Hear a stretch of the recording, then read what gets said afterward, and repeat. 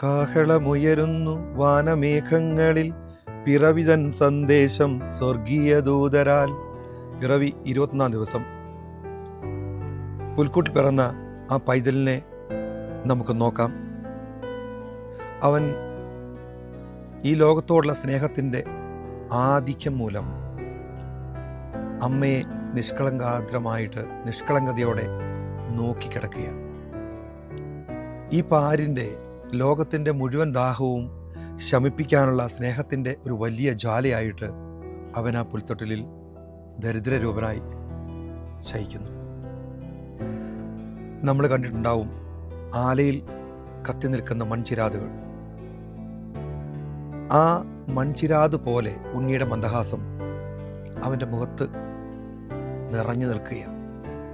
തൻ്റെ പ്രിയപ്പെട്ട സഹോദരങ്ങളെ അടുത്ത് കണ്ടപ്പോൾ അവൻ്റെ കണ്ണിൽ നിറച്ച് തൻ്റെ സഹോദരങ്ങൾ അടുത്ത് വന്ന് നിൽക്കുമ്പോൾ നിറഞ്ഞ സ്നേഹത്തിൻ്റെ ഒരു വലിയ അനുഭവം. ആ സ്നേഹത്തിൻ്റെ അനുഭവത്തിൽ നിന്നുകൊണ്ട് തൻ്റെ പ്രിയപ്പെട്ടവരെ ചേർത്തണയ്ക്കാൻ ശ്രമിക്കുന്ന ഉണ്ണിയേശുവിനെ നമുക്കിവിടെ കാണാൻ പറ്റും.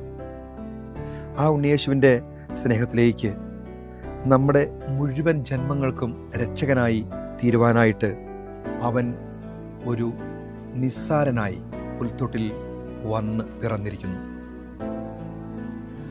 പൈതലെ നോക്കുക, പൈതാഹമോടവൻ അമ്മയെ നോക്കുന്നു നിഷ്കളങ്കാർദ്രമായി. പാരിൻ്റെ ദാഹം ശമിപ്പിക്കുവാൻ വെമ്പും സ്നേഹത്തിൻ ജ്വാലയാ മിഴികളിൽ കണ്ടിടാം. പൈതലെ നോക്കുക, പൈതാഹമോടവൻ അമ്മയെ നോക്കുന്നു നിഷ്കളങ്കാർദ്രമായി. പാരിൻ്റെ ദാഹം ശമിപ്പിക്കുവാൻ വെമ്പും സ്നേഹത്തിൻ ജ്വാലയാ മിഴികളിൽ കണ്ടിടാം. ആലയിൽ കത്തുന്ന മണ്ണിൻ ചിരാതുപോൽ കാൺമുനാമുണ്ണിതൻ മന്ദഹാസം.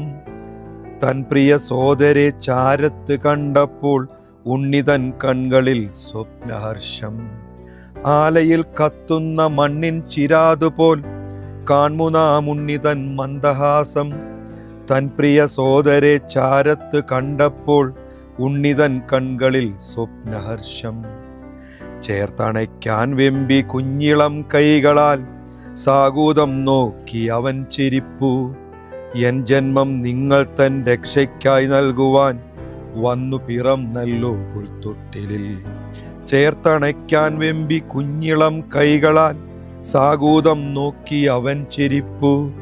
എൻ ജന്മം നിങ്ങൾ തൻ രക്ഷയ്ക്കായി നൽകുവാൻ വന്നു പിറന്നല്ലോ